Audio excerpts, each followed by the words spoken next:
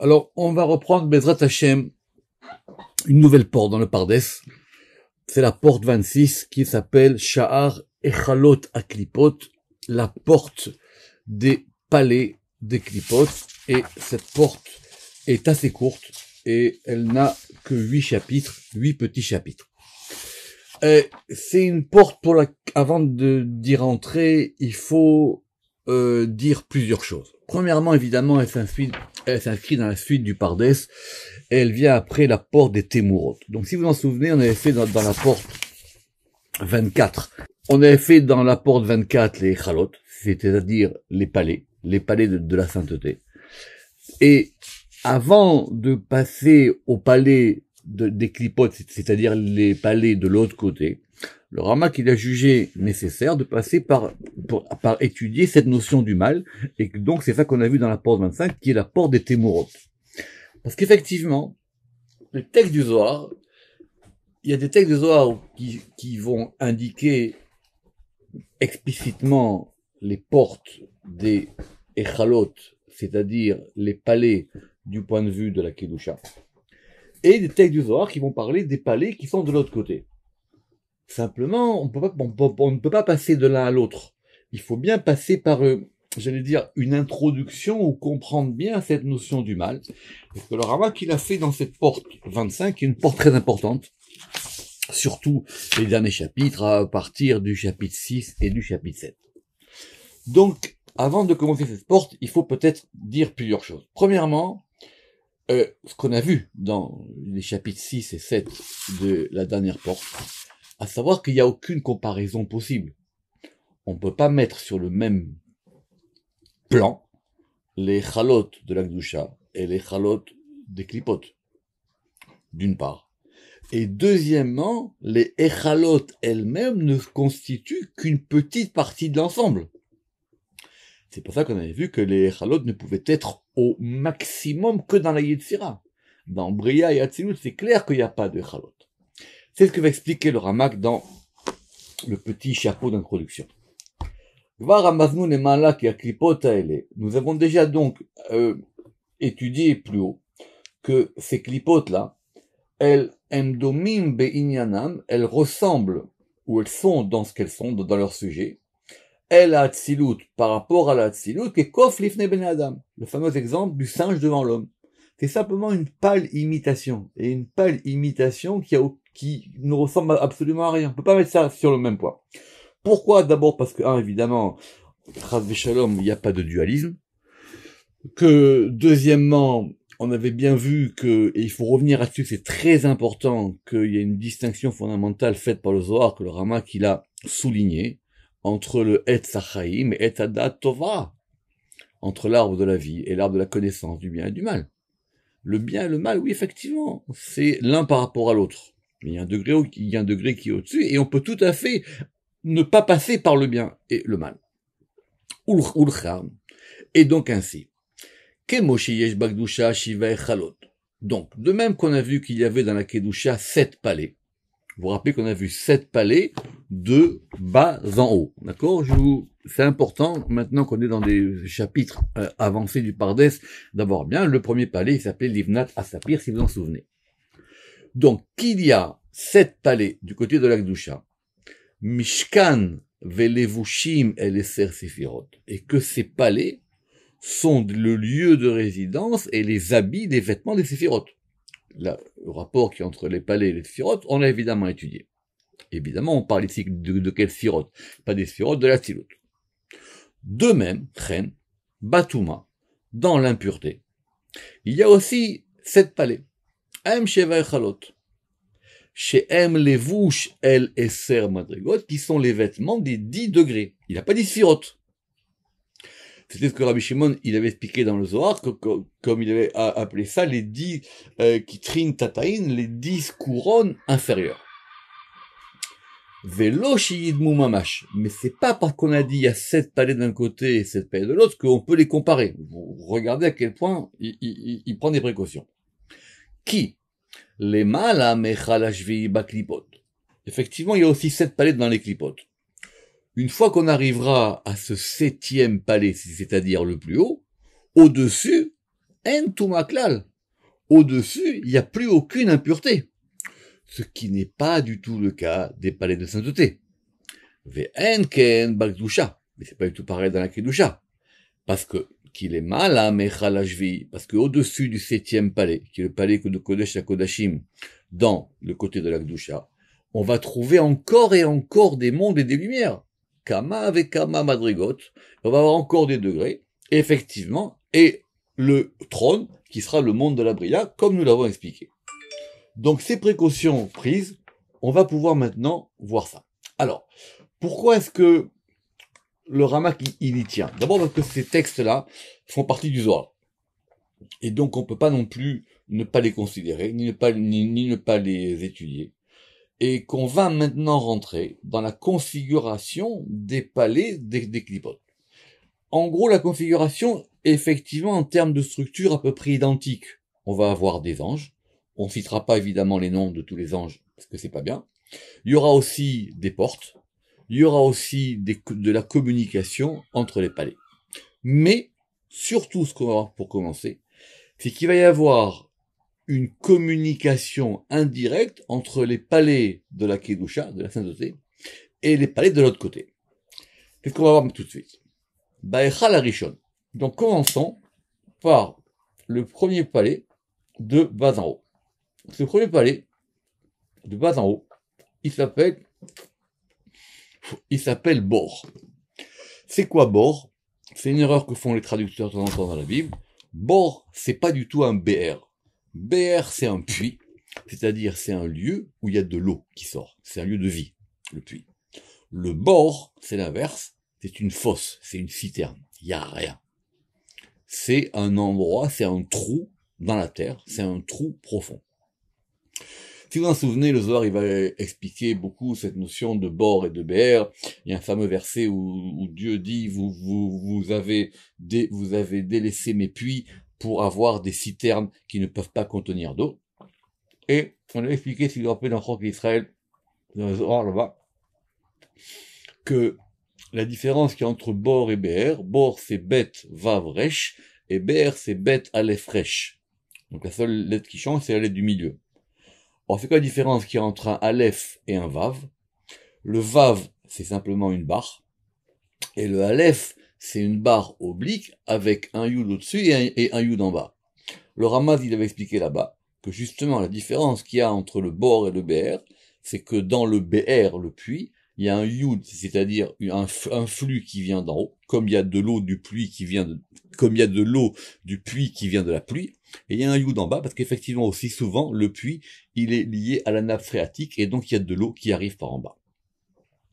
D'où est-ce qu'on apprend cette notion de bord? On apprend de l'histoire quand les frères ont vendu Joseph. Et où est-ce qu'ils l'ont jeté? Ils l'ont jeté dans un bord. Ils l'ont jeté dans une fosse. Et qu'est-ce qui a marqué là-bas? Ve'abor rek, et la fosse elle est vide. En bomaim, il n'y a là-bas pas d'eau du tout. C'était sec. Et il y avait là-bas des scorpions et des serpents. Ve'kol haba likanes bo en lo somech, she'achev biado shelo yipol. Et tout celui qui rentre dans ce degré-là du bord, personne ne va l'aider, personne ne va lui tendre la main pour ne pas qu'il tombe. Quand on est dans le bord, on est dans le bord. C'est de là que la Gemara a appris que une personne, elle peut pas sortir elle-même de ses problèmes, quelqu'un, il peut pas se délivrer lui-même. Elle a kulam dochinoto. Et donc, tout le monde le pousse chez Paul Betocho afin qu'il tombe dans cette fosse. Dans ce palais, le Chalazé, Mamoune Echad, il y a aussi donc un préposé. Ce préposé, il a un nom, il s'appelle Douma. D'où ça vient ce nom de Douma? Ce nom de Douma, il vient d'un verset dans les psaumes, où le roi David, il dit, Loulé Hachem Ezratali, si Dieu ne m'avait pas aidé, qui mat, ainsi dire, mon âme, elle aurait été Douma. Alors Douma, ça veut dire quoi? Douma, ça veut dire silencieux. C'est comme ça qu'en général on traduit, c'est comme ça que Shuraki dit, sans Yud Kevaski Adonai, mon aide, mon être sous peu demeurer en silence.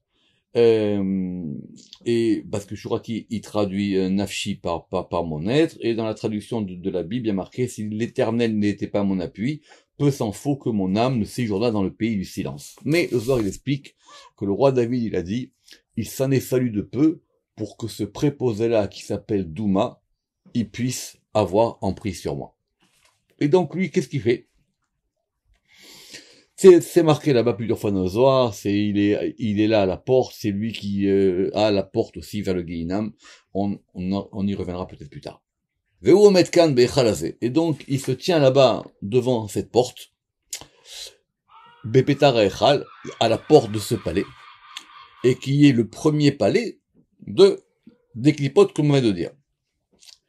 Mais à Kedusha mi Bachutz. Et donc, cette première porte, elle est en regard de la porte de l'autre palais, du palais de l'autre côté, de Livnat à Sapir. Mais il peut pas rentrer là-bas. Et lui, aussi, il a avec lui, il a avec lui des anges qui sont évidemment des anges destructeurs. Les Chod Vaneshamot chez Doché Malach HaKadosh, et qu'est-ce qu'il va prendre? Il prend les âmes qui ont été rejetées du premier palais. Comment il s'appelle l'ange du premier palais pour ceux qui ont suivi? Il s'appelle Tariel, c'est l'ange de la pureté. Comme nous l'avons expliqué, que des Perachnou Beshar Echalot Kedusha, comme nous l'avons expliqué dans la porte des palais de Kedusha, au chapitre 1. Vetahat Amamoune Azé, sous ses ordres, de ce premier ange de l'autre côté, il y a un deuxième ange, et il s'appelle Pétout ou Pitout, c'est pas ponctué. Mais ça veut dire quoi? Et il a effectivement aussi à ses ordres, Vetachat Yado Kama Elev Erivo Manach Echabala, et il a aussi des milliers de myriades d'anges destructeurs qui sont avec lui. Et son nom indique ce qu'il est. Vous savez que dans les anges, le Ramak, il écrit un livre sur les anges. En général, le nom des anges, il indique leur fonction. C'est aussi pareil chez les humains. C'est pour ça que c'est très important, les noms, surtout dans la Torah. Et donc, c'est quoi les fatot? Les fatot, il est là pour séduire, mais la séduction du mauvais côté. Il est là pour attirer les gens vers son côté à lui. Et donc, il est là pour attirer les gens, pour séduire les gens, les fatot ben Adam, et pour les attirer du bon côté vers l'autre côté. Mais derrière Tova, pour les faire sortir du bon chemin, la bid beniouf ou baznout, et pour aller vers des choses mauvaises de l'autre côté. Keshemo, Ken Peulato, son nom donc correspond à sa fonction. Et donc tous les anges destructeurs qui sont à son service, ils vont devant les hommes, liot enehem el avera, pour qu'ils puissent regarder la faute. Et il y a un autre préposé qui lui s'appelle Sarsiria. Alors qu'il y ait des anges de l'autre côté qui puissent avoir le nom Yudke à la fin, c'est une autre question. Mais ça, il faut étudier Drouj Binyané Malachim pour comprendre qu'effectivement, même les anges de l'autre côté, ils peuvent avoir un suffixe dans leur nom qui correspond à un nom divin, de la même manière qu'il y a des anges du côté de l'Akdoucha qui eux aussi ont un suffixe avec un nom divin. Et donc, qu'est-ce que ça indique son nom? Qui Usir Soura Avera, littéralement, c'est un entremetteur. C'est lui qui va qui fait la jonction, qui va faire, comme on dit en hébreu moderne, c'est-à-dire c'est quelqu'un qui va faciliter. C'est un facilitateur pour faire des mauvaises actions. Et Vamamoune Azéomed à la kever. Mais ces anges-là, comme le Ramak l'avait déjà expliqué, comme le Mal l'avait expliqué, ils ont une fonction. Donc leur fonction à eux, c'est de faire fauter les hommes. Et quand ils ont établi leur mission, alors effectivement, ils en sont satisfaits. Ce qu'on a vu, vous vous rappelez dans Char Atmurot, au début. Et donc, quand l'homme, pendant sa vie, il a fait des bêtises, et ben celui-là, il va se tenir devant la tombe de la personne, Bisman Sheagouf Nidoun, au moment où on jugera le corps. On avait déjà parlé de cette notion de jugement du corps, ça s'appelle le Chivut Akever, dans les Inyané Azohar. Veshover Enav Mipne Sheita Acheratsato, et effectivement, il va dire, voilà, celui-là, il a fait des bêtises. Littéralement, ça veut dire, il va même leur casser les yeux. Qui chen derech haklipa le astin le mata. Parce qu'effectivement, c'est ça la fonction de la klipa. C'est de faire, d'attirer les gens vers des mauvaises choses. Veolé ou mekatreg les mala. Et une fois qu'il a obtenu ce que lui veut, alors qu'est-ce qu'il fait? Il monte, que les palais aussi ils montent, et il monte jusqu'en haut. Veyored, veyotel, venotel nishmato, vekol nishacharav, veyotel ou asmo, nikmato meno. Et donc il va prendre l'âme de cet homme et il dit voilà, celui-là, il est tombé dans mes pièges, il a fait ce que je ne voulais pas qu'il fasse, mais j'étais obligé de le faire parce que c'est ma fonction. Maintenant, rentrons dans le palais. L'ifnim bechalazé. Qu'est-ce qu'il y a dans le palais? De la même manière que dans le verset de Joseph, quand il est tombé dans la fosse, il y avait quoi? Là-bas, il y avait des nechashim, c'est-à-dire des serpents, et des akravim et des scorpions. Alors que dans les palais de l'autre côté, nous n'avions que des lumières, et des lumières très importantes, vous vous rappelez même qu'on avait même distingué les lumières et les couleurs. Là, ce palais-là, il est complètement habité de scorpions et de serpents. Anoshrim aneshama, et qui sont là pour mordre les âmes. Donc évidemment, ce sont des âmes qui rentrent dans les palais. Keshi nirifesham, lorsque l'âme, elle va rentrer dans ce palais. Ve'al kol ha'echalazé yeshmamune echad. Et ce palais, il a un préposé principal. On a vu ce qui était aux portes. Et lui, il s'appelle Gam-Gi-Ma, avec un aleph à la fin. Il est de couleur rouge, mais un rouge puissant. Veu adom kevered, un rouge rose, mais une rose vraiment forte, couleur sang. Veu omed leastin, et il va maintenant accuser lorsque la prière d'une personne n'a pas pu rentrer dans le premier palais. Rappelez-vous que le premier palais, de l'autre côté de la Kedusha, c'est là où les prières rentraient. Et là-bas, il y avait des prières qui passaient, des prières qui passaient pas. Il y avait même des prières qui passaient en priorité. Vous vous rappelez, on avait parlé des prières des pauvres, des prières des gens qui ont des problèmes. Mais lorsqu'une prière là-bas, elle passe pas, elle est rejetée. Alors lui, il prend cette prière. Comme tout ça a été expliqué dans le premier chapitre de Sharei Chalot. Et lorsqu'il va prendre cette prière qui a été rejetée, alors lui, il monte au 7e palais de son côté. Il monte tout à fait en haut. Et il va dire, voilà, regarde cette personne-là, regarde sa prière, elle a été rejetée, regarde sa prière ne vaut rien. Ou maskir avonotav, et donc il va rappeler les fautes de cette personne. Et d'où vient son nom? Dans son nom, il y a Gam. C'est intéressant parce que Gam en hébreu, ça veut dire aussi. Donc quand on a quelque chose qui veut dire aussi en hébreu, on prête pas attention au fait que ça peut vouloir dire quelque chose ou pas.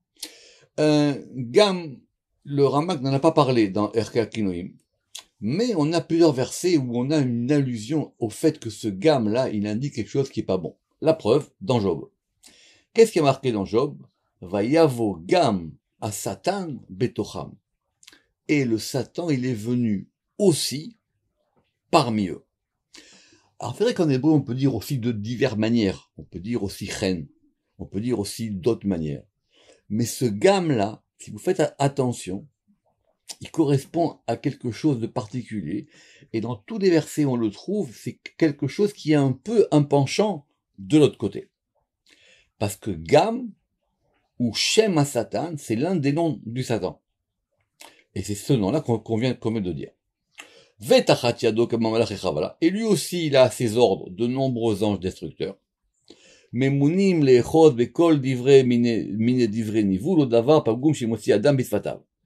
lui, qu'est-ce qu'il fait? Ces anges qui sont à son service, ils vont faire attention à toutes les mauvaises paroles qu'une personne peut dire. Quand une personne, elle va souiller ses lèvres avec des mauvaises paroles, ou qu'elle va dire des mauvaises choses, tout de suite, lui, il les enregistre. Veshomrim Oto. Et il garde ça.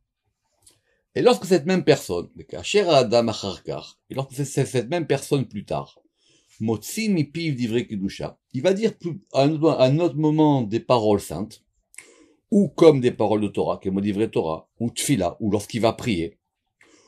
Az metamim et otam devarim, donc lui, il va rendre impure cette prière ou ces paroles saintes.